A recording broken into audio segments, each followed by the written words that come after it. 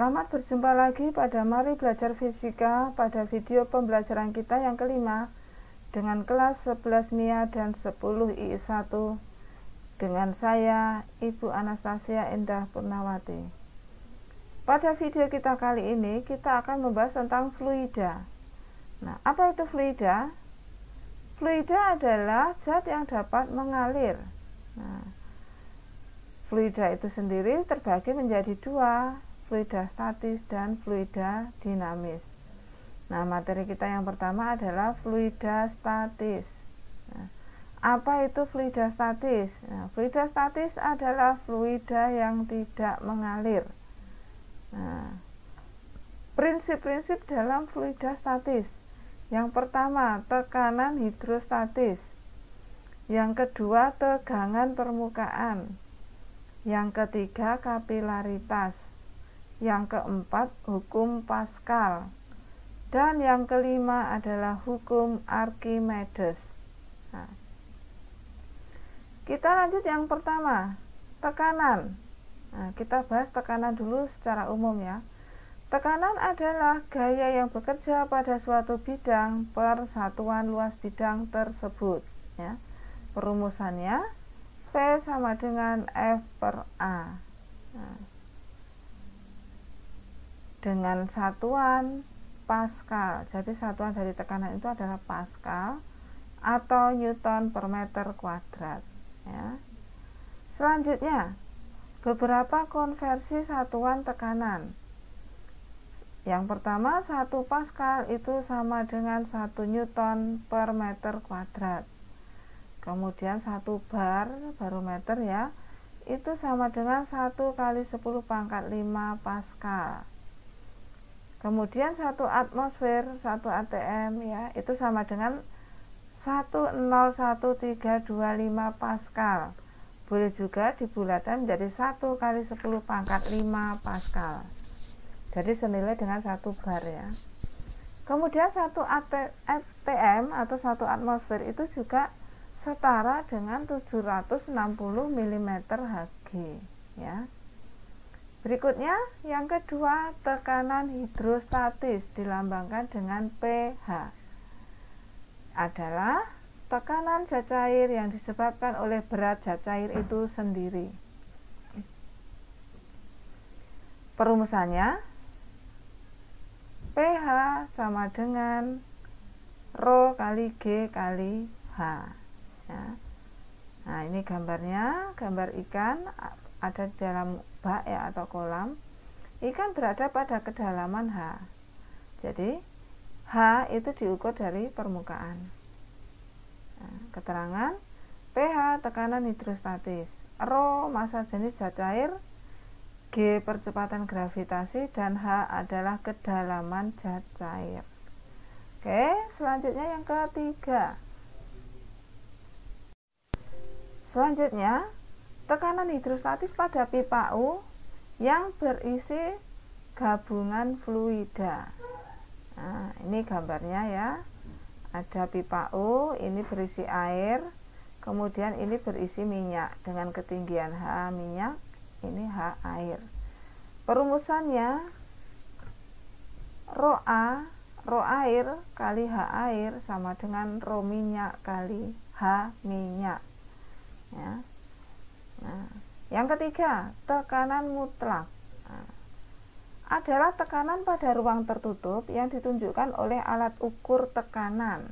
Nah, disebut juga dengan tekanan terukur atau tekanan Gauss, dilambangkan PG. Nah, ini perumusannya, PG sama dengan PO dikurang PA. Nah, keterangannya, PO itu tekanan atmosfer, PA tekanan terukur, satuannya sama ya. Kita lanjutkan ke nomor 4, tegangan permukaan dilambangkan gamma, adalah gaya setiap satuan panjang. Jadi perumusannya, gamma sama dengan F per L ya. Keterangannya, gamma itu tegangan permukaan, L itu adalah panjang permukaan, dan F adalah gaya yang bekerja. Oke, selanjutnya nomor 5, kapilaritas. Apa itu kapilaritas? Nah, kapilaritas adalah peristiwa naik turunnya zat cair di dalam pipa kapiler. Nah, perumusannya H, ini naik turunnya ya, sama dengan 2 gamma cos theta per rho kali G kali R. Nah, keterangannya, nah, gamma itu tegangan permukaan, H itu naik atau turunnya fluida pada pipa, jari-jari pipa, theta adalah sudut kontak. Selanjutnya nomor 6, viskositas adalah ukuran kekentalan fluida. Ya. Perumusannya Fs gaya Stokes ini ya, sama dengan 6 kali nu kali pi kali r kali v. Ya. Ini gambarnya ya. Keterangannya, nah ini ya, Fs gaya Stokes dan seterusnya. Nah, bisa dibaca. Kita lanjutkan ke, nah ini ada gambar-gambar yang tadi kita perbesar ya. Pada gambar di samping, bola itu dimasukkan ke dalam fluida, mengalami gaya, yaitu gaya berat. Nih.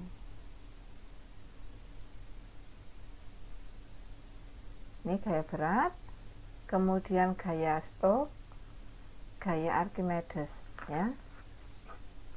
Kemudian kecepatan bola itu akan bertambah. Nah, ini V akan bertambah karena percepatan gravitasi bumi ya. Jadi karena pengaruh percepatan gravitasi bumi. Akibatnya bola itu akan mencapai kecepatan maksimum yang tetap, nah, yang dinamakan dengan kecepatan terminal. Ya, oke. Perumusannya V sama dengan 2R kuadrat kali G per 9 kali nu. Ini 9, ini G ya, dikali rho bola dikurang rho fluida. Keterangannya V kecepatan terminal, R jari-jari, G percepatan gravitasi, nu koefisien viskositas, rho bola adalah massa jenis bola, rho fluida massa jenis fluida ya. Kita lanjut nomor 7. Nah, hukum-hukum fluida statis. Yang pertama, hukum Pascal berbunyi, nah, tekanan yang diberikan pada suatu fluida dalam ruang tertutup akan diteruskan ke segala arah itu sama besar. Nah, rumusnya P1 sama dengan P2. Nah, P itu sendiri sama dengan F per A, maka akan diperoleh F1 per A1 sama dengan F2 per A2 ya. Nah, contoh penerapan hukum Pascal. Nah, ini ada gambar dongkrak hidrolik. Nah, kemudian ada gambar rem hidrolik atau rem cakram. Nah, kemudian ini ada pompa ban sepeda. Nah, dan ini biasanya di tempat pencucian mobil ya. Ini adalah mesin pengangkat mobil. Nah, ini sebenarnya juga dongkrak tapi dalam skala besar ya. Nah, kemudian yang B, hukum Archimedes. Bunyinya, nah, sebuah benda yang tenggelam seluruhnya atau sebagian dalam suatu fluida itu akan diangkat ke atas oleh sebuah gaya yang besarnya sama dengan berat fluida yang dipindahkan.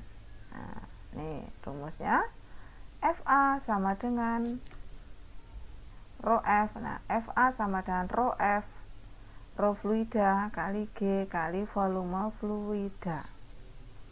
Nah, nih.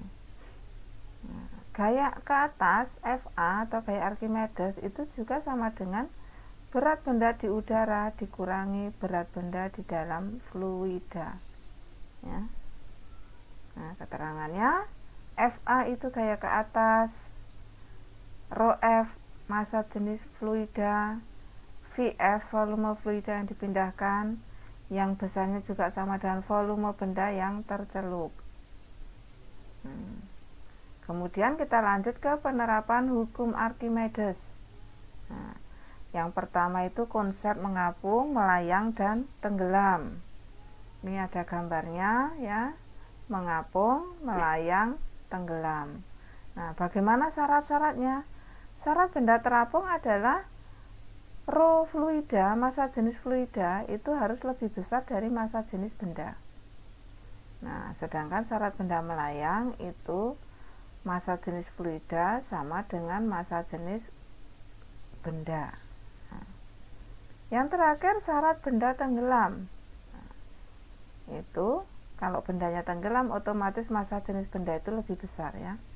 Massa jenis fluida lebih kecil dari massa jenis benda. Nah, berikutnya hidrometer. Nih, adalah alat untuk mengukur massa jenis fluida. Gambarnya seperti ini ya. Nah, ini adalah yang dicelupkan ke dalam fluida, kemudian di sini ada skalanya. Nah, yang ketiga kapal laut. Kapal laut itu dibuat berongga ya, supaya volume kapal itu menjadi besar, sehingga volume air yang dipindahkan menjadi besar. Nah, kalau volume air yang dipindahkan besar itu gaya apung kapal menjadi lebih besar karena airnya tadi keluar, maka kapal menjadi lebih ringan ya, sehingga kapal tidak tenggelam. Yang berikutnya kapal selam. Nah, prinsip kapal selam ya, memiliki rongga yang dilengkapi dengan katup air dan katup udara supaya kapal itu bisa tenggelam ataupun muncul di permukaan air. Nah, katup air pada tangki dibuka sehingga air masuk ke tangki dan udara dikeluarkan melalui katup udara. Akibatnya kapal bertambah berat sehingga gaya apungnya lebih kecil dari beratnya. Maka kapal akan menyelam atau tenggelam. Sebaliknya, untuk dapat muncul ke permukaan air di dalam tangki dipompa keluar dan udara masuk melalui katup udara. Ini menyebabkan gaya apung kapal menjadi lebih besar dari berat kapal, sehingga kapal akan terapung. Berikutnya balon udara. Nah, balon udara ini diisi dengan gas helium. Kenapa? Karena gas helium itu mempunyai massa jenis lebih kecil dari massa jenis udara, sehingga balon itu bisa melayang di udara. Nah, video kita kali ini cukup sampai di sini ya. Sampai jumpa pada video berikutnya. Salam sehat selalu. Terima kasih.